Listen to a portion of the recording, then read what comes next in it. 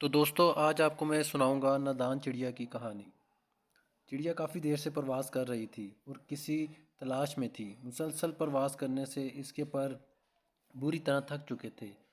اسے بھوک بھی ستانے لگی تھی۔ اب وہ کوئی محفوظ ٹھکانہ تلاش کر رہی تھی جہاں پر رک کر وہ تھوڑی دیر سانس لے سکے۔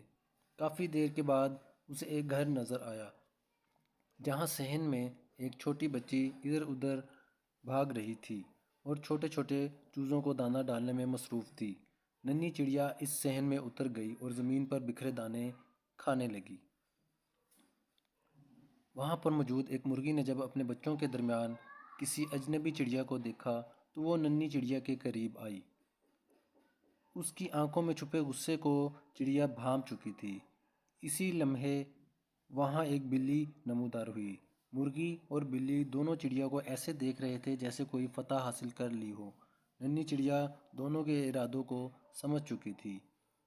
چڑیا ابھی ان دونوں کو دیکھ ہی رہی تھی کہ اچانک وہاں ایک اور شکاری آ چکا۔ وہ ایک کتا تھا۔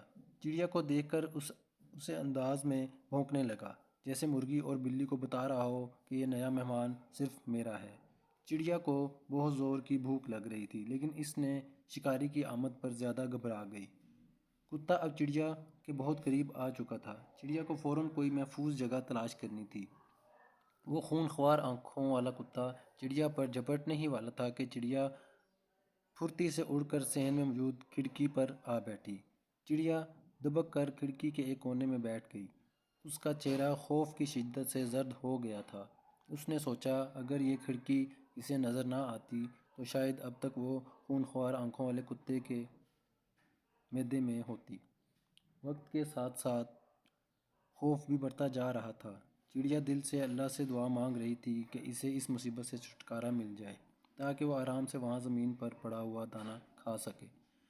بھوکی چڑیا اپنی قسمت کے بارے میں سوچنے لگی۔ کاش وہ چڑیا نہ ہوتی بلکہ انسان ہوتی۔ کوئی اسے اپنانے والا نہ بناتا۔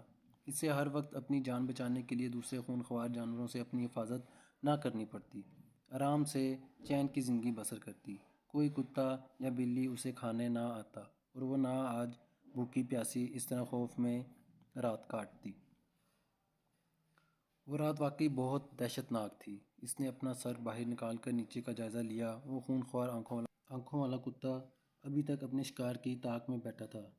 اگلی صبح بھوکی چڑیا نے ایک نظر نیچے ڈالی۔ وہاں اب کوئی شکاری نہ تھا۔ اچانک ایک چھوٹی بچی کھڑکی کے قریب آئی۔ اس نے چڑیا کو دیکھا۔ اسے وہ چڑیا تقریباً آدھی مری ایک کونے میں پڑی بے جان سی نظر آئی۔ بچی نے اپنے ہاتھ کی انگلی سے چڑیا کو چھوا تو اسے احساس ہوا کہ چڑیا زندہ ہے۔ اب چڑیا کا دل خوف سے ڈوب رہا تھا کہ وہ نہ جانے وہ بچی اس کے ساتھ کیا سلوک کرنے والی تھی۔ اچانک اس بچی کی آواز آئی، او ہو، لگتا ہے اس ننھی چڑیا کے پر نہیں ہیں۔ اس پورے جملے میں صرف ایک لفظ چڑیا کے ذہن میں جیسے اٹک سا گیا۔ چڑیا نے لمبی سانس لی، جلدی سے اپنے پر پھڑ پھڑائے اور تھوڑی ہی دیر میں وہ نیلے آسمان میں گم ہو گئی۔ وہ نادان چڑیا اب تک بھولی ہوئی تھی کہ اللہ نے اسے پر کی نعمت سے نوازا ہے جو انسان کے پاس نہیں ہے۔